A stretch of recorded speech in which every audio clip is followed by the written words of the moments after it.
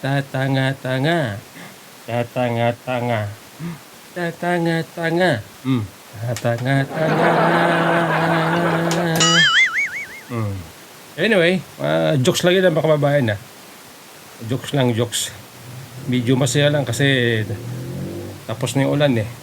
Tapos na yung isang linggong ulan. Dala ng habagat. Okay, at least kahit paano hindi na masyado binaba ang Metro Manila, no? Noong nakaraan, grabe ang baha. Kung saan baha. Stranded yung mga commuters. Mabuti na lang ay merong ito paano, no? Yung tawag dun, yung libre sakay ng Office of the Vice President. Galing, ano? Ang galing, ano? Meron akong kwento, mga kababayan na, meron akong kwento. Ito po ay kwento ng dalawang master. Dalawang master na magkaibigan, no? Sabi kasi nitong dalawang master, una, sabi nung master, pinaka-master. Yung isang master, meron siyang master. Kumbaga, itong pinaka-master niya, ito yung king. At yung isang master, mas mababa. Kumbaga, dahil siya ay mas mababa, siya po ay sunod-sunuran na parang tuta. Oo. Ganun po. Pero pareho silang master. Oo, master. Sabi nung king master. Sabi ng king master sa kanyang kapwa master. Sabi niya, Pards, ang galing mo. Sumagot naman yung master sa king master. Talaga, Pards? Oo, sabi ng kung master. King master. Oo. Bakit po nasabi? Paano mo nasabi na magaling ako? Oo. Sabi ng king master, ganun talaga eh. Mas magaling ka. Oo. Talaga? Oo, maniwala ka sa akin, sabi ng king master. Pero, Pards, meron akong offer sa'yo. Ako, itong si master, yung mababang master, yung kumbaga yung bunsong master, excited na malaman itong ino-offer ni king master. Sabi ni bunsong master, ano yung Pards? Meron akong offer sa'yo. Sige na, sabihin mo na, sabi ng bunsong master. Gusto mo malaman? Sabi ng king master. Oo, sabi ng bunsong master.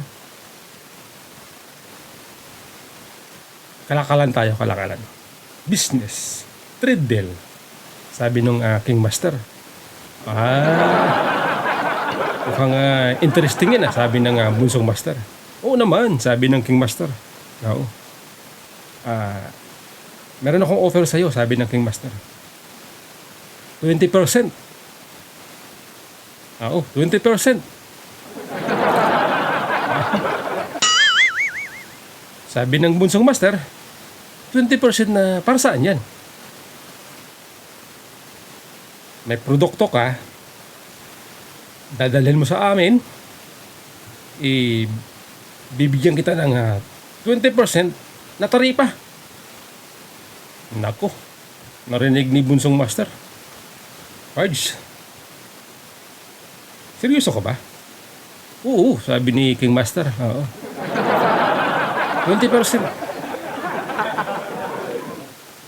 Pakiramdam ni bunsong master. Tawag doon, iba na lang. Little master na lang. Wag na bunsong master, mukhang mukhang pipitsugin eh. Little master. Yung little master. Sabi ni pakiramdam ni little master, mukhang agrabyado, mukhang baka magalit yung mga kababayan ko nito. Little king master, sabi ng little master. Mukhang magagalit yung aking mga kababayan kasi mukhang dihado. Sige, sige, sige. Ito na lang. Sabi ni King Master. 19%. Okay na yan. So, iniisip mo yun ni Little Master. Kasi nga, siyempre, dihado siya. Kung di siya pumayag, dihado siya dahil pwede siyang ipitin.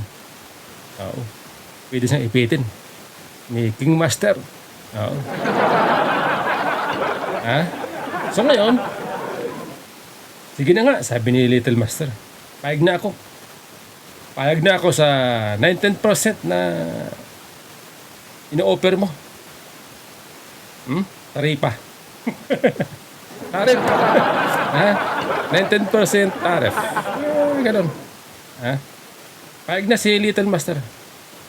Iatanggap niya na itong offer ni King Master na 19% na taripa sa kanyang produkto na dadali niya kaya King Master. Wow, sabi ni King Master. Mas magaling ka talaga. Mahusay ka. Oo, talaga ba? Sabi ni Little Master. Oo. Ngayon, sabi ni King Master kay Little Master, ikaw, ano ang i-offer mo sa akin na taripa sa produkto ko na ipapasok ko sa iyo, dadaling ko sa iyo? Ilang porsyento ang taripa na bibigay mo sa akin? Siyempre, gusto ni Little Master na magpakitang gilas kay King Master. Dahil pinupuri siya eh. Pinakamagaling siya. Siyempre, pag sinabing magaling ka, kakaiba yun. Nakakataas yun ng energy. Diba? O tapos pag narinig ng kababayan mo na pinupuri ka ng King Master na ikaw ay mas magaling doon sa dati, mas siyempre, may malaking boss yun sa iyong wabagsak na ratings. O, diba? Kaya sabi ni Little Master, bigyan kita, Arch, 0%. Oh, ha? Oh. Lalo ngayon na binola ni King Master itong si Little Master. Sabi ko na sa'yo eh. Mas magaling ka doon kasi dati. Oo, mas magaling ka. Ha? Ikaw ang pinaka-tough na negotiator. Sabi ni King Master kay Little Master. Diba? Oo. Ikaw ang pinakamagaling at ikaw pa ang pinaka-tough na negotiator dahil gusto mo na maging great again ang inyong bansa. Gusto mong pagmalaki sa inyong mga kababayan na ikaw ay mahusay dahil sinabi ni King Master na sa lahat ng magaling, ikaw ay pinakamagaling. Di ngayon, ito na. Sabi ni King Master, okay na ba sa'yo yan? Ayag ka na ba? Yes. Okay na yan. Ito na ngayon, sige. I-announce na natin. Harap na tayo sa madla. Sasabihin natin na ito ang ating pinagkasunduan. Not trade deal. Hindi humarap na ngayon ang dalawang master. Una, nagsalita itong si King Master. Trade deal. 19% para kay Little Master. At 0% para kay King Master. Siyempre, tuwang-tuwa ngayon itong mga nasasakupan ni King Master dahil naisahan niya ito si naisahan niya itong si Little Master. Kaya lang itong nasasakupan ni Little Master nang liit. Oo, nang liit. Oo. Pakiramdam ng mga nasasakupan ni Little Master para bang masyadong inapi ni King Master itong si Little Master sapagkat itong inoper ni King Master na pagkaliit-liit na porsyento lamang ang nabawas Samantala itong si Little Master, big time. Big time ang inoffer, oh. 0%. Ayos ba? Ayos, ha? Ayos ba, mga kababayan? Mukhang hindi ako bagay na maging ano, ah. Hindi ako bagay na maging isang tawag ba niyan? Hindi ako bagay na gumawa ng kwento. ah, ito, mga kababayan, ito, seryoso na to, seryoso na. Seryoso na ito, seryoso na. Ito po yung seryosong usapan. Okay? Dito po sa ating pag-usapan ngayon, mga kababayan, ay binatikos po nitong tatlong senador itong naging outcome sa lakad ni Pangulong Marcos sa Amerika. Oo. Binatikos po. Oh.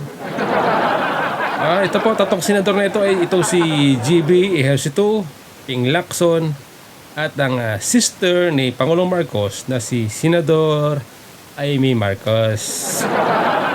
Ito po ang kanilang mga sinasabi. Pakinggan po ninyo, mga kababayan, yung kanilang mga banat dito. Mukhang malaman ito, malaman. Malaman. Malaman. Ito sabi ni GB, masyado tayong dihado. This is a grossly disadvantageous to the Philippines. Hanggang ngayon, little brown brother pa rin ba ang tingin sa atin? Little brown brother ang tawag sa tingin sa atin, sabi ni GB. Little brown brother. Galing, maanghang. Si Lacson naman, sabi ni Lacson, 19% versus 0% tariff is definitely not the most fair deal between decades old friends or ally like the United States and the Philippines.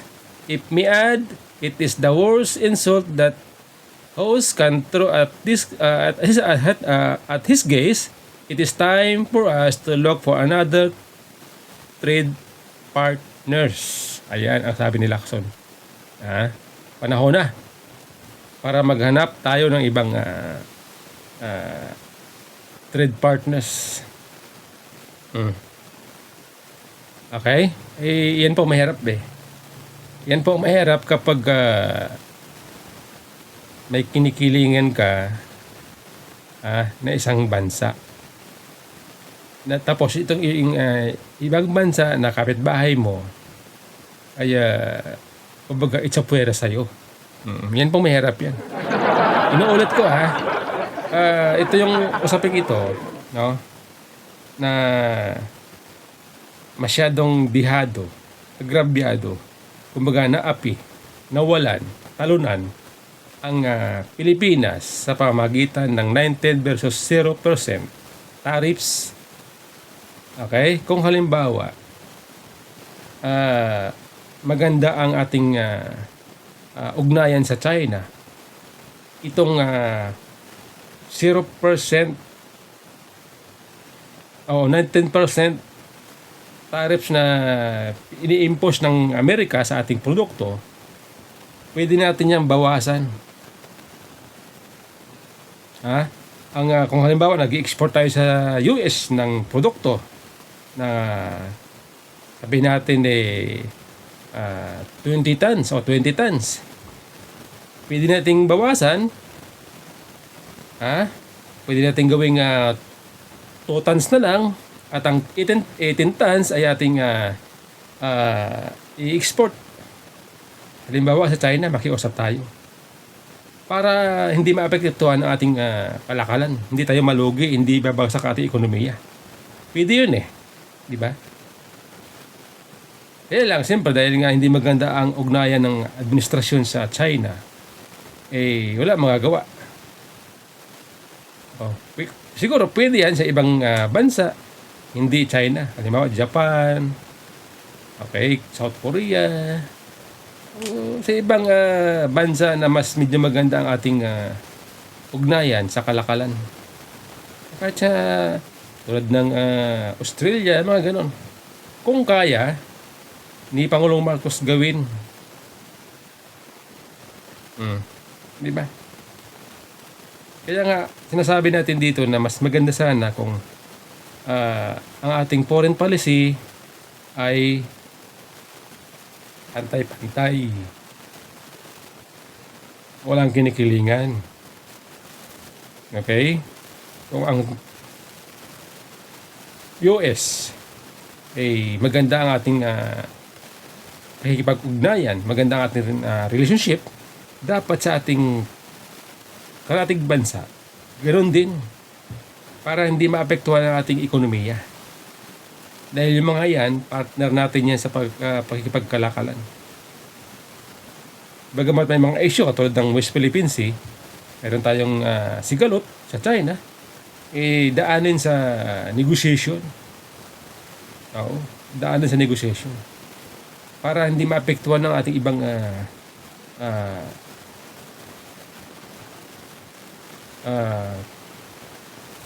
pakikipag-ugnayan tulad ng economic pakikipagkalakalan sa kanila. Ganun dapat. Ito pa sabi ni Amy Marcos. A mere 1% reduction in tariff rates for the Philippines goods while US goods enjoy zero tariffs. Certainly those not look like a win for the Philippines.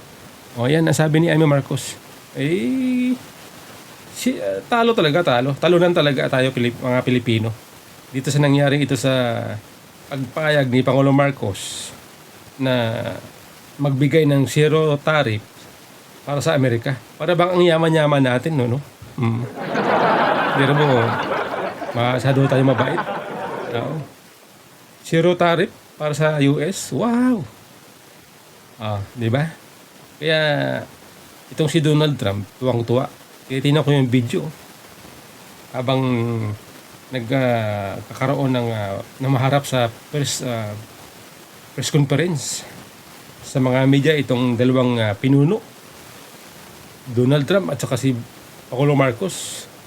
Poring-pori po ni Donald Trump ito si Pangulong Marcos. Sabi pa ni Donald Trump, "You are the tough negotiator." You are the tough negotiator. Gusto mo na maging ang Philippines ay maging great again. Philippine great again. Wow. Binubula ni Trump. Habang pinapanood ko, nagkapapalitan sila ng conversation. Sagot sa media. Binubula ni Trump si PBBM. Yung dating presidente. Ang dating presidente ay pumiling sa China. Pumiling doon sa China ang dating presidente. Ang English, tilting towards China. Sa Tagalog, kumiling sa China. Pero sabi ni Trump, nung siya daw po ay nanalo, bumalik din tayo sa kanila. Alam ko na kung sino tinutukoy nun. Alam ko na kung sino ang kanyang pinaparinggan. Walang iba kundi si dating Pangulong Duterte.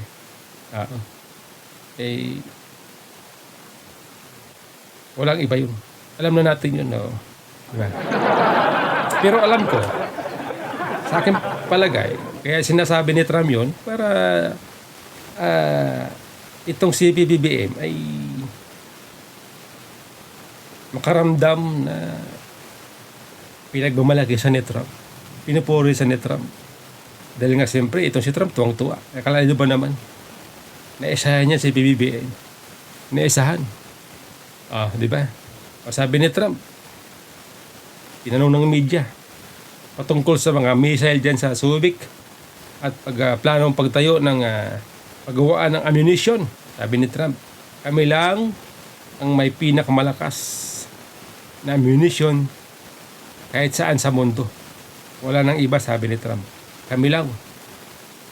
Pinagmayabang ni Trump yun. Totoo naman si Trump. Sa usaping armed forces, armas, barko, lahat na, missile, number 1 talaga ang US. Kaya nga, ginagamit niya ng Amerika para pang kumbaga masasabi natin na pang-blackmail. Tawag dito pang-blackmail. Ah, bibigyan kita ng susuportahan kita. Maglalatag ako diyan ng maglalagay ako diyan ng base militar. Dadalhin ko diyan mga barko, mga eroplano, tangke, lahat na. Kailangan bigyan mo rin ako ng pabor. Tulad niyan. Zero tariff. Wow. Galing, ano? Zero tariff. Pinagmalaki ni Trump yun eh. Diba? Panoorin po ninyo ang press conference nitong dalawang leader na ito. Makikita nyo kung paano mabulahin ni Trump si Pangulong Marcos. Ako ramdam na ramdam ko na binubula lang eh. Diba? Binubula lang ni Trump. Alam ni Trump na winner siya. Siya ang nagwagi sa usaping trade deal. Siya ang nagwagi sa usaping military. Diba? Wala eh. Kaya yan po ang banat nitong tatlong senador. Diba?